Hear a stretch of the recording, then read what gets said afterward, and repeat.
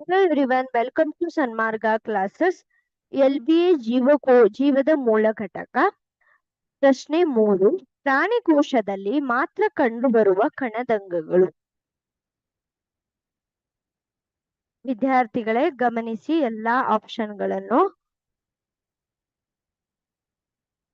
ಸೆಂಟ್ರಿಯೋಲ್ಗಳು ಆಗಿರಬಹುದಾ? ಪ್ರಾಣಿಕೋಶದಲ್ಲಿ ಮಾತ್ರ ಕಂಡುಬರುವಂತಹ ಕಣದಂಗಗಳು. ಸೊ ಪ್ರಾಣಿಕೋಶ ಮತ್ತು ಸಸ್ಯ ಜೀವಕೋಶಗಳನ್ನು ನೀವು ಆಲ್ರೆಡಿ ಕಲ್ತಿರ್ತೀರ ಅಲ್ವಾ?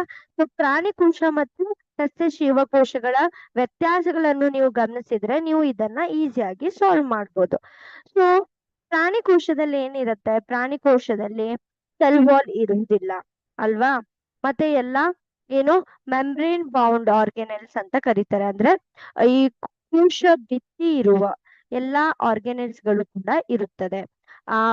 ಸಾರಿ, ಮೆಂಬ್ರೇನ್ ಅಂದ್ರೆ ಕೋಶ ಪೊರೆ ಇರುವ ಎಲ್ಲಾ ಕಣದಂಗಗಳು ಇರುತ್ತವೆ. ಮತ್ತು ಪ್ರಾಣಿಕೋಶದಲ್ಲಿ ಕೋಶ ಭಿತ್ತಿ ಇರುವುದಿಲ್ಲ. ಓಕೆ, ಸೊ ಪ್ರಾಣಿಕೋಶದಲ್ಲಿ ಮಾತ್ರ ಕಂಡುಬರುವ ಕಣದಂಗಗಳು ಅಂತ ಕೇಳಿದ್ದಾರೆ. ಸೊ ಕೋಶ ಭಿತ್ತಿ ಇರುವುದಿಲ್ಲ. ಸೊ ಕೋಶ ಭಿತ್ತಿ ಆಪ್ಷನ್ ಅನ್ನ ನಾವು ತೆಗೆದು ಹಾಕಬಹುದು ಅಲ್ವಾ?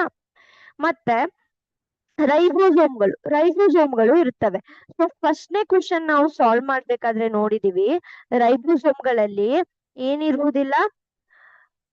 ರೈಬೋಸೋಮ್ಗಳಲ್ಲಿ ಏನು ರೈಬೋಸೋಮ್ಗಳು ಎರಡು ಕಡೆ ಇರುತ್ತವೆ ಆಯ್ತಾ? ಪ್ರಾಣಿಕೋಶದಲ್ಲೂ ಇರುತ್ತವೆ, ಸಸ್ಯಕೋಶದಲ್ಲೂ ಇರುತ್ತವೆ. ಏನಕ್ಕಂದರೆ ಇದು ಪ್ರೋಟೀನ್ ಸಿಂಥಸಿಸ್ಗೆ, ಪ್ರೋಟೀನ್ ಸಂಶ್ಲೇಷಣೆಗೆ ಸಹಾಯಕಾರಿಯಾಗಿದೆ. ಸೊ ರೈಬೋಸೋಮ್ಗಳು ಕರೆಕ್ಟ್ ಆಗಿ ಅಲ್ಲ, ಪ್ರಾಣಿಕೋಶದಲ್ಲಿ ಮಾತ್ರ ಇರುವುದಿಲ್ಲ, ಇದು ಎರಡು ಕೋಶದಲ್ಲಿ ಕಂಡು ಬರುತ್ತದೆ. ಅಂಡ್ ದೆನ್ ಲೈಸೋಸೋಮ್ಗಳಂದರೆ ಇದು ಬೇಡವಾದ ವಸ್ತುಗಳನ್ನು ನಾಶಗೊಳಿಸುತ್ತದೆ ಆಯ್ತಾ? ಸೊ ಆಕ್ಚುಲಿ ಈ ಲೈಸೋಸೋಮ್ಗಳು ಕೂಡ ಎರಡು ಕೋಶದಲ್ಲಿ ಕಂಡು ಬರುತ್ತದಾ? ಹೇಳಿ ನೋಡೋಣ.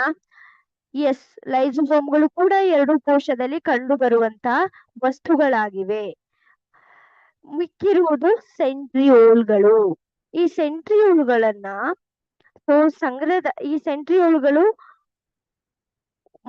ಓನ್ಲಿ ಪ್ರಾಣಿ ಕೋಶದಲ್ಲಿ ಮಾತ್ರವಿರುವುದು ಆಯ್ತಾ? ಸೊ ಸರಿಯಾದ ಉತ್ತರ ಆಪ್ಷನ್ ಎ, ಸೆಂಟ್ರಿಯೋಲ್ಗಳು. Thank you.